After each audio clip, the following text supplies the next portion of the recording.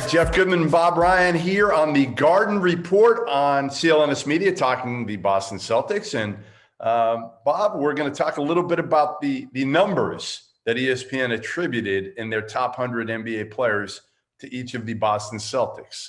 And Jayson Tatum, we've been kind of touting him as a top 10 fringe, top 10 player. I think ESPN got it right with Jayson Tatum, putting him at number 11 overall. Should we first roll down? Let me just roll down 1 through 10 quickly. Yeah, do that.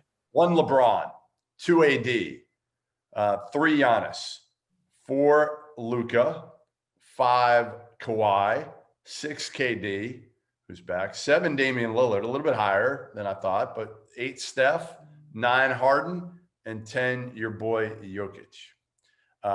11 Jayson Tatum. Got any issue with that? No. Right now, he's. I think these. I can't pick apart and has any reason who I can stick him ahead of any. Who would I bump? Maybe Jokic yet. Although I love him, but no. That's a surprisingly good list. I'll be honest. You know who the biggest surprise I felt like? Looking in the top 15 was Bam Adebayo at 13 is a little bit high. Whoa. A little bit high, right? Ahead of Embiid, ahead of Chris Paul, ahead of Ben Simmons. Who's 12? Devin Booker, Donovan Mitchell. Who's in between Tatum and Adebayo?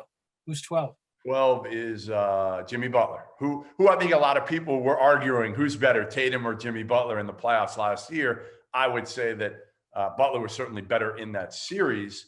But ultimately, I think he had more help as well. Bam Adebayo, boy, I'm not there yet. I'm not there yet with Bam, but I'm there with Tatum. And I think Tatum, honestly, I really think Tatum moves into the top 10 clearly this year because he has to. Like, he's going to have way more on his shoulders. And did you know, Bob, he's grown. He went from 6'8" to 6'10". Did you hear this? Yeah. I didn't know he was only ever listed anything under 6'10" and 6'9". Really, he was. Brad Stevens said he's 6'10" now. Well, so. I'll buy that. I'll buy that. I can still see that beautiful first step as we speak. No, he's got. Look, I had nothing I could say to you that you haven't. You're right there as a ranking officer in the fan club. Just analyze what we're talking about: strength, size, shooting, and the ever improving passing game, and the commitment to defense that he made last year. That packaged it. Certain nights it was all there. That Sacramento game, we keep coming back to the 43-point game, but that was just it was a bird-like masterpiece that night. Larry would have been proud to have that game. That's my take on Jayson Tatum. Is now the biggest thing I saw again was not only the passing ability, but early on in last season, he was afraid to finish through contact. He tried to avoid contact. And then around the All-Star game, a little bit before that, he started to get a lot tougher and embrace contact, getting to the line, finishing around the rim. That was the step I thought he needed to take more than even, again, his passing. I knew that would come once the game slowed down for him, and Brad put him in situations where he could make plays for others. All right, the next highest rated guy, no surprise. Well, I guess no surprise. I mean, Jaylen Brown at 32, I still say Kemba's the better player when he's healthy, but Jaylen Brown is at 32. Kemba is actually 4th on ESPN's list at 48. Yeah, well, I mean, I don't know, unless they're just assuming that he's never going to be what he was, that the knee thing. I mean, which, we don't know. We talked about it. We don't know. We're going to see. If he's healthy, that's too low. I'm sorry. That's way too low. If he's healthy, he's in the top 30. He's healthy. I mean, he was a 20 to 30 if he's healthy, and that's all. But if he's not, all right, he may be generous. I mean, we don't know. I think that's the problem.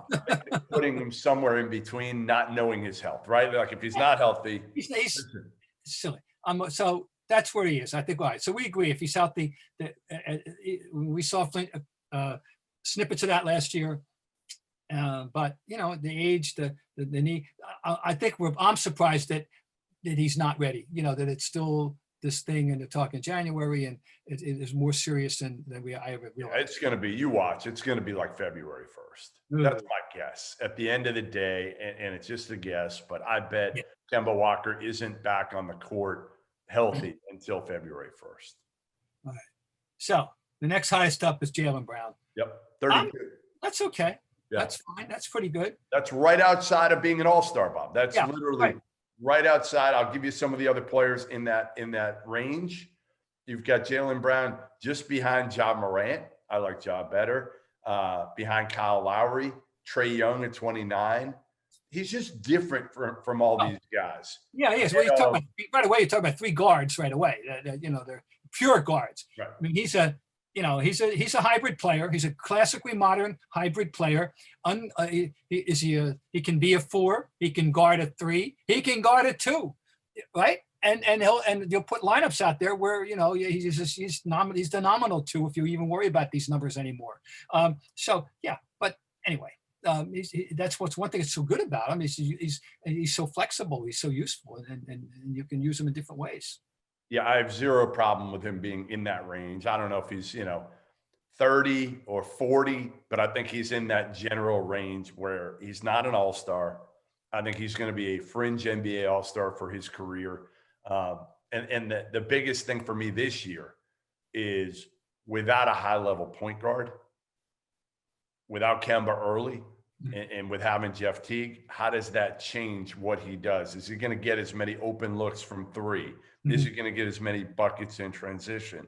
Is he going to have to work for those things? Because that's not really his game in the half court. So we'll see. We'll see. Your boy Marcus Smart, 37, a little higher than I think a lot would put him at. Pleasantly surprised. And now you know how I feel. I just think that, all kidding aside, there is nobody quite like him. I would hate to think of not having him on this team, and that shows some respect, I think. Given ahead of Draymond Green at 44, Gordon Hayward at 45, Karis LeVert 46, Oladipo 47, Kemba 48. So that's good. As I say, I'm really pleasantly surprised at the list, frankly, because usually lists these things drive you crazy, you pull your hair out. But I think some good thought went into this. So I approve. Good. That's good. Listen, he's an elite level defender. So that's the great thing for me, is to value defense in these lists a little bit more than some do. And he became a more than capable 3-point shooter.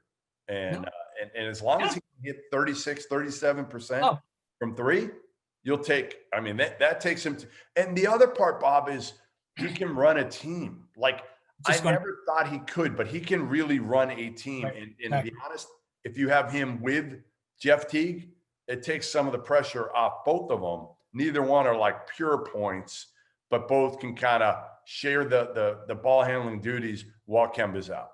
Yeah, no, I agree. I was glad you mentioned that, because I think that's the biggest step up, other than the 3-point shooting, that he can run the team. Look, he's a remarkably interesting player to me. That was a wonderful pick. I'm glad Danny did it. I like him. Yeah, you love him. And then I think that's it for the Celtics. That is, nobody else ranks in the top 100. I don't know who else would possibly. That's part of their problem right now. Who's up next? You've got a bunch of guys, Tristan Thompson, how good can he be? Daniel Tice, they've got a bunch of solid players, but I think they're going to need somebody to step up with Tatum and Jaylen and Marcus Smart. Otherwise, you're going to rely on Marcus Smart to be your third offensive option every single night. Do you like that? No, I'll be honest with that. No, you're right. That's the key. Who maybe do it, by committee to some degree, but you better be getting 18 points out of Tyson, Tristan Thompson every night. And I'm not sure you can get that. No, you're right. All right. Well, there you have it. I guess. And the final X factor is if they get anything out of the rooks. Right. They're going to need something. They're going to need something. And Teague's going to have to provide them with, a consistent double figures. But ultimately, one other factor, do they use the exception? Right. To get somebody. Yep. And that's not inconceivable. No, you're going to need to be honest, you're really going to need to do that. And maybe you wait until a team falls out. Like that might be the best thing is play the waiting game if you're Danny Ainge. Try to get a team that has given up and they want to unload contracts and get somebody who can help you, even if it is a wing coming off the bench who can just score, right? I don't know. I mean, you're going to have to see what Kemba's health is too. You might need a point guard. Yeah, they're right. So the story is just starting to be written, folks. It is. We will have there'll be somebody around that we're not talking about for sure. I think by the end of the year, by the middle of the year, and maybe one of the rooks, maybe Naismith will turn out to be readier than some think right away, and that would be a bonus. And they do need that kind of player. Let's face it. They got to find it somewhere. If it's not him, then that need has to be addressed. The good news, Bob, they do have 4 guys in the top 50. So that's good news. All right, there you have it. Bob Ryan, Jeff Goodman, The Garden Report with CLNS Media.